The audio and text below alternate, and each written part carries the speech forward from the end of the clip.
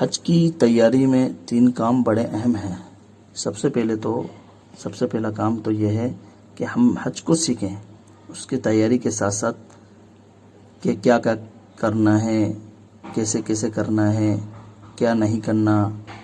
ٹھیک ہے، ایک شخص عالم و عالمہ نہیں ہے، وہ سارا کچھ تو نہیں جان سکتا، لیکن اس کے لیے وہاں پر بھی ساتھ بتانے والے ہوتے ہیں۔ لیکن بنیادی امور جو ہیں، جو اہم ترین امور ہیں، جیسے فرائض ہیں، تو کم از کم وہ تو سیکھیں۔ دوسری چیز، کسی پرانے حاجی سے وہاں کے حال احوال دریافت کریں، کیسے وہاں پر مشکلات آ سکتی ہیں، ان کا سامنا کیسے کرنا ہے، کون سی تیاری کریں۔ مثال کے طور پر ایک چھوٹی سی چیز ہے، جیسے دھوپ سے کیسے بچنا ہے، اور لوگوں سے تجربہ سیکھیں جو وہاں ابھی 1-2 سال میں حج کر کے آئے ہیں۔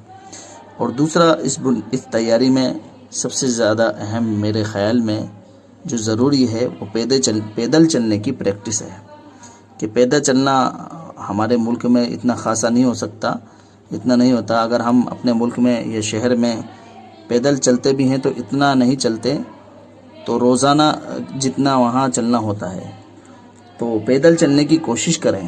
ننگے پاؤں بھی چلیں، اگر چپل ہو تو بھی اس کو استعمال کر سکتے ہیں۔